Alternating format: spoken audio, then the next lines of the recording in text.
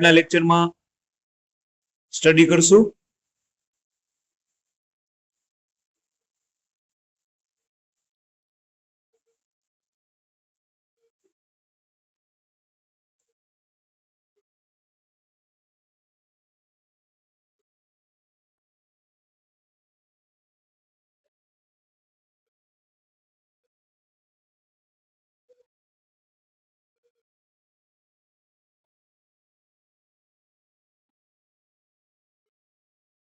Okay, good morning to all. આપણે આજના લેક્ચરમાં સ્ટડી કરશું flow characteristic of control valve. Okay, most IMP topic છે flow characteristic of control valve. તો પરીક્ષામાં આવી રીતના જ પૂછાશે.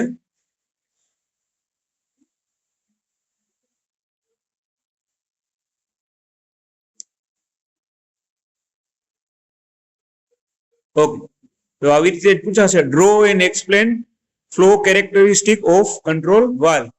4 અથવા 7 માર્ક્સમાં. ઓકે, દોરો અને સમજાવો ફ્લો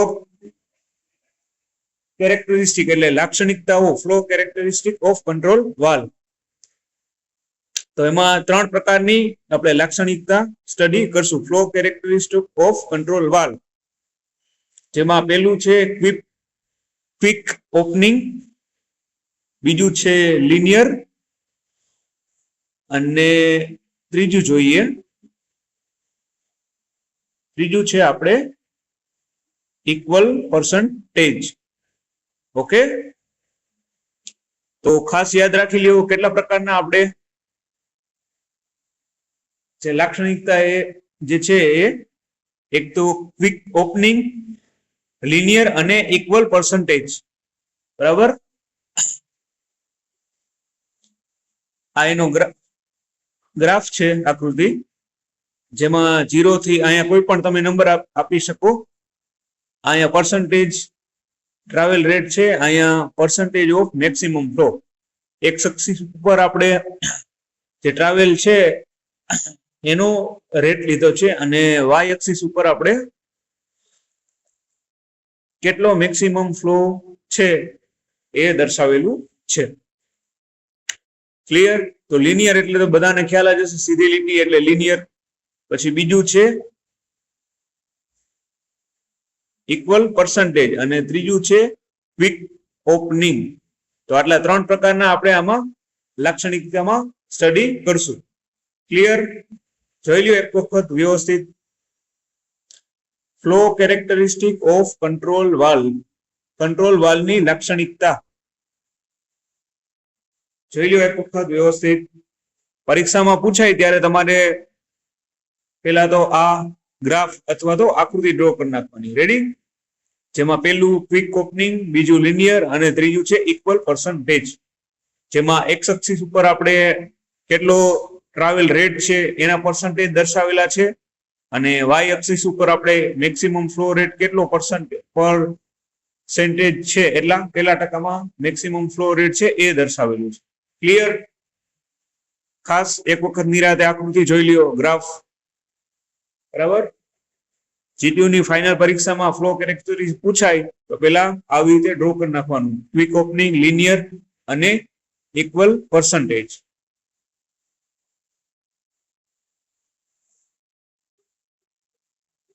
ચાલો હવે સ્ટેપ બાય સ્ટેપ એમાં જોતા જઈએ. ચાલો, ક્વિક ઓપનિંગમાં શું થશે? તો જે આ ક્વિક ઓપનિંગ છે, તો આ લાક્ષણિકતામાં શરૂઆતના ઓછા સ્ટેમ ટ્રાવેલ ફ્લો સ્ટેટમાં મહત્તમ ફેરફાર આપે છે. ક્વિક ઓપનિંગ છે એ લાક્ષણિકતામાં શું થાય છે કે શરૂઆતમાં જે ઓછો સ્ટેમ ટ્રાવેલ હોય એમાં જે છે મહત્તમ ફેરફાર આપે છે, જ્યારે ત્યારબાદ મોટા ભાગના સ્ટેમ ટ્રાવેલ માટે લિનિયર સંબંધ જાળવી રાખે છે. બરાબર, ઓકે. વચ્ચે આમાં કોઈ ઠીક નહીં કરે. આશરે 25% વાલ્વ ઓપનિંગ ઉપર લગભગ 90% જેટલો ફ્લો, અને ત્યારબાદ લિનિયર સંબંધ એમાં જોડવા મળે છે. બરાબર છે? ક્લિયર? ચાલો ક્વિક ઓપનિંગમાં બધાને ખ્યાલ પડી ગયું શું થાય કે શરૂઆતમાં જ્યારે ઓછો સ્ટેમ જે ટ્રાવેલ એમાં ફ્લો સ્ટેટમાં મહત્તમ ફેરફાર થાય છે, ત્યારબાદ મોટા ભાગના સ્ટેમ ટ્રાવેલ માટે લિનિયર એમાં સંબંધ જાળવી રાખે છે. હવે જ્યારે 25% વાલ આપણે ઓપનિંગ કરી એના ઉપર 90% જેટલું જે છે ફ્લો અને ત્યારબાદ લિનિયર સંબંધ એમાં જોવા મળે છે. હવે એની એપ્લિકેશન જોઈ લઈએ. તો એની એપ્લિકેશન છે ઓન ઓફ સર્વિસ માટે, સેલ્ફ એક્ચ્યુએટર કંટ્રોલ વાલ્વમાં, પ્રેશર કંટ્રોલ સિસ્ટમમાં, પછી જ્યાં મેક્સિમમ વાલ્વ કેપેસિટીની જરૂરત હોય ત્યાં. ક્લિયર? તો આ આની એપ્લિકેશન છે, બરાબર, ક્વિક ઓપનિંગની. તો ક્વિક ઓપનિંગમાં શું થશે કે શરૂઆતમાં જ્યારે ઓછો સ્ટેમ ટ્રાવેલ હોય ત્યારે ફ્લો સ્ટેટમાં મહત્તમ ફેરફાર થાય છે, ત્યારબાદ મોટા ભાગના સ્ટેમ ટ્રાવેલ માટે લિનિયર સંબંધ એમાં જાળવી રાખે છે. હવે 25% વાલ ઓપનિંગ ઉપર 90% જેટલો ફ્લો અને ત્યારબાદ લિનિયર સંબંધ એમાં જોવા મળે છે. હવે એની એપ્લિકેશન આપણે જોઈએ તો ઓન ઓફ સર્વિસ માટે, સેલ્ફ એક્ચ્યુએટર કંટ્રોલ વાલ્વમાં, પ્રેશર કંટ્રોલ વાલ્વમાં, જ્યાં મેક્સિમમ વાલ્વ કેપેસિટી જરૂરિયાત હોય ત્યાં આપણે ક્વિક ઓપનિંગનો ઉપયોગ કરવામાં આવે છે. હવે બીજું એમાં લિનિયર જોઈ લઈએ તો આ લાક્ષણિકતા સાથેના વાલ્વમાં ફ્લો એ વાલ્વ લિફ્ટના પ્રમાણમાં હોય છે, બરાબર. આમાં શું થાય કે જે વાલ્વમાં ફ્લો હોય એ એના લિફ્ટના પ્રમાણમાં હોય છે. જ્યારે 50% વાલ્વ લિફ્ટ ઉપર હોય ત્યારે 50% ફ્લો મળે છે, બરાબર. એટલે જ્યારે 50% વાલ્વ થોડો ઊંચો જાય ત્યારે એમાં 50% ફ્લો એમાં મળતો હોય છે. હવે જો પ્રેશર ડ્રોપ અચળ હોય તો આ રેખીય સંબંધમાં વાલ્વ પ્લગ પોઝિશનમાં થતા દરેક વધારા માટે વાલ્વ તેટલો જ વધારો એમાં જોવા મળે છે. ક્લિયર? શું થાય આમાં 50% વાલ્વ આપણે ઉપર ઊંચો થાય તો એમાં 50% જ ફ્લો એમાં મળે.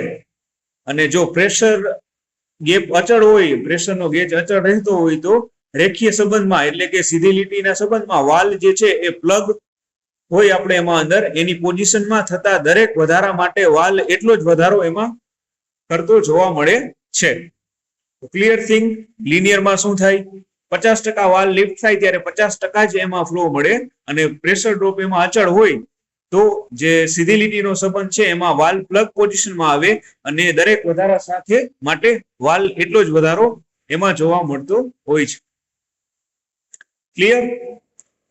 ચલો હવે એપ્લિકેશન જોઈએ તો લિક્વિડ લેવલ કંટ્રોલ માટે, જ્યાં અચળ ગેઇનની જરૂર હોય તેવી કંટ્રોલ એપ્લિકેશન પ્રોસેસ માટે, બરાબર.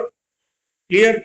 લિક્વિડ લેવલ કંટ્રોલ માટે અને જ્યાં અચળ ગેઇનની જરૂર હોય તેવી કંટ્રોલ એપ્લિકેશન માટે આનો ઉપયોગ થાય છે,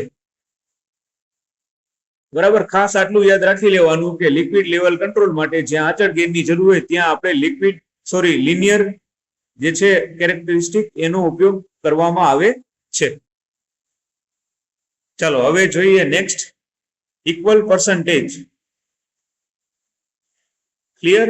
ઇક્વલ પર્સન્ટેજ. તો ઇક્વલ પર્સન્ટેજની લાક્ષણિકતા શું છે કે જેમાં સ્ટેમ ટ્રાવેલનો એક સરખો વધારો જે તે સમયના પર્સન્ટેજ ફ્લોમાં એક સરખો પર્સન્ટનો ફેરફાર એમાં પૂરો પાડે છે. ઇક્વલ પર્સન્ટેજ એટલે સરખા ટકા. તો એમાં શું થાય એ લાક્ષણિકતામાં કે જેમાં સ્ટેમ આપણે ટ્રાવેલનો એક સરખો વધારો હોય એટલા જ સમયનો પર્સન્ટેજ હોય એમાં ફ્લોમાં પણ એક સરખો એટલા પર્સન્ટેજનો ફેરફાર એમાં જોવા મળે છે, બરાબર. તો સિમ્પ્લિફાય આપણે આપણા શબ્દોમાં પણ લખી શકાય ઇક્વલ પર્સન્ટેજ એટલે બધાને ખ્યાલ આવે કે સરખા ટકા. તો એમાં એ લાક્ષણિકતા કે સ્ટેમ ટ્રાવેલ એક સરખો વધારો કરે તો એ જ સમયમાં પર્સન્ટેજ ફ્લોનો પણ એક સરખો જ એમાં ફેરફાર જોવા મળે છે. ક્લિયર? ચાલો હવે એક દાખલા તરીકે ઉદાહરણ લીધું છે કે જ્યારે ફ્લો ઓછો હોય ત્યારે ફ્લોમાં થતો ફેરફાર ઓછો થાય. ક્લિયર? જ્યારે ફ્લો બટ ઓબ્વિયસ છે કે જ્યારે ફ્લો ઓછો થતો હોય તો એમાં ફેરફાર પણ ઓછો જોવા મળે અને જ્યારે ફ્લો વધારે હોય ત્યારે જે છે ફેરફાર એમાં વધારે જોવા મળતો હોય છે, બરાબર. એકદમ સિમ્પલ છે, 3 કેરેક્ટરિસ્ટિક લાક્ષણિકતા, બરાબર. એક વખત વ્યવસ્થિત વાંચી લ્યો એટલે આરામથી યાદ રહી જાય એવું છે અને આરામથી પરીક્ષામાં પણ તમારા શબ્દોમાં લખી શકો કે what do you mean by quick opening, linear અને ઇક્વલ પર્સન્ટેજ, બરાબર. હવે એમાં હજી જોઈએ ઇક્વલ પર્સન્ટેજમાં તો આ લાક્ષણિકતામાં જ્યારે ફ્લો ઓછો હોય ત્યારે ફ્લોમાં થતો ફેરફાર ઓછો હોય, આગળ જ જોયું એ મુજબ, અને જ્યારે ફ્લો વધારે હોય ત્યારે એમાં ફ્લોમાં થતો ફેરફાર મોટો હોય છે. ખાસ મોસ્ટ આઈએમપી જોઈએ તો એપ્લિકેશન શું છે કે કેમાં યુઝ થતો હોય ઇન્ડસ્ટ્રીમાં કે વોટેવર, તો પ્રેશર કંટ્રોલ એપ્લિકેશન, કે જ્યાં કંટ્રોલ વાલ્વ માટે જે છે સિસ્ટમ ડ્રોપના માટે થોડાક જ પર્સન્ટેજ ઉપલબ્ધ હોય, બરાબર.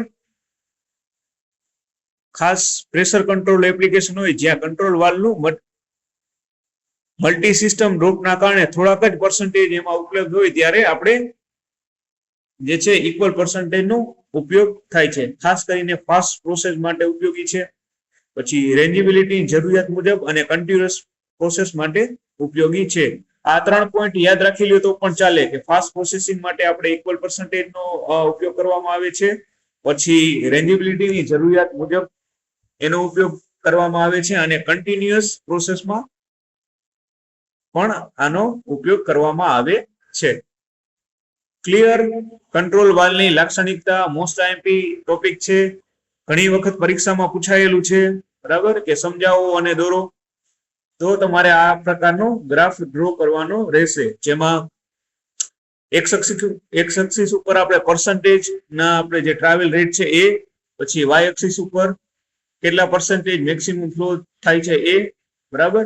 પછી પેલું જે છે ક્વિક ઓપનિંગ, એના પછી લિનિયર આવશે અને ઇક્વલ પર્સન્ટેજ. ક્લિયર? ખાસ કરીને ફરી એકવાર જોઈ લ્યો ઇક્વલ પર્સન્ટેજમાં શું થાય, તો ક્વિક ઓપનિંગમાં શું થાય.